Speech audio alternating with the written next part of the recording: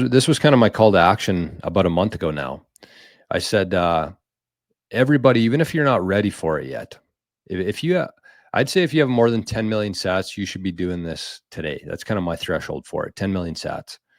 I mean, I wouldn't say that that's the minimum, but that's what kind of a starting point. If you got 5 million sats and you want to take some action, that's good too. But if you have 10 million sats, you should just be at least ordering at least one cold card. 3 would be advisable, but 1 at least.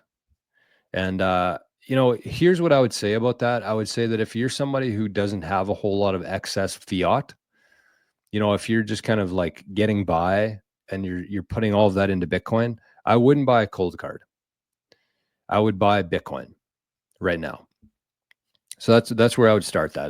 This isn't something that everybody needs to do. I think that if you're in a situation where you're trying to get more Bitcoin right now and you don't have a whole lot of excess income and savings, then just buy Bitcoin. Don't worry about getting any devices yet. Just stack as much Bitcoin as you can.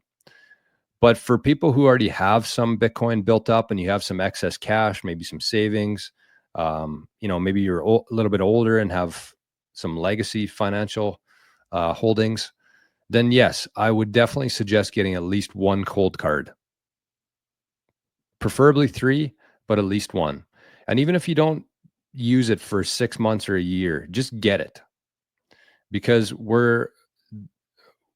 the world's going into like a nationalizations. Everyone's kind of like putting a shell over themselves. And I think Trump's leading the charge in the US.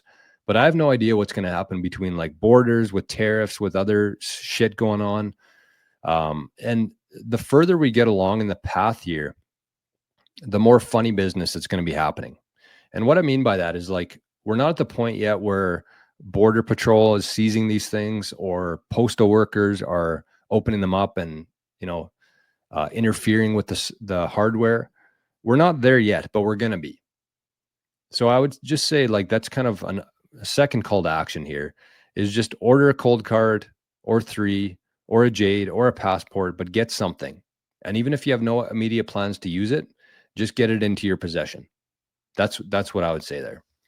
So I'll put, I might clip this video after because I think it is important for people to understand. And whether we're talking about like Bitcoin miners, like Solo Satoshis, the BitAxes, whether we're talking about Start9 servers, hardware devices, anything like this, I think you should just be ordering. If you have the financial means to do it, why are we so blurry here? Hello. If you have the financial means, you shouldn't be procrastinating on that because we have no idea what's going to happen.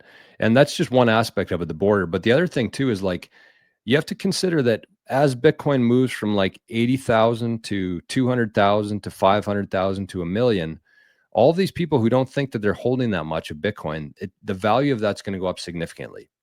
And they're going to say, holy shit, I'm holding something significant here. So I'm going to have to go buy a device.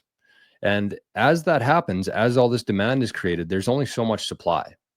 And yes, you'll probably be able to get one eventually, but by that point, you're going to run into these other issues as well because Bitcoin's going to be extremely valuable. There's going to be more attacks at borders and postal workers and Best Buys and stuff like that. So I would just get ahead of it. Get ahead of it and don't worry about setting it up like the week you get it, whether that's a BitAxe or a Start9 or a cold card, but just get them into your possession. So I shared the link for cold card or CoinKite there. I think you get 5% off if you use that code. And I'll put that in the show notes. I'll put Start9, I'll put the BitAxe and whatever other devices I think are relevant to be, kind of front running right now. I'll put those in the show notes for people. So just don't procrastinate. We got to be taking this stuff very seriously. So shout out to Renita. That's awesome. She got the cold cards and no rush with that. Just take your time. You got it in your possession and take it slow. When you're learning about cold cards and devices and all this stuff, just take it very slow.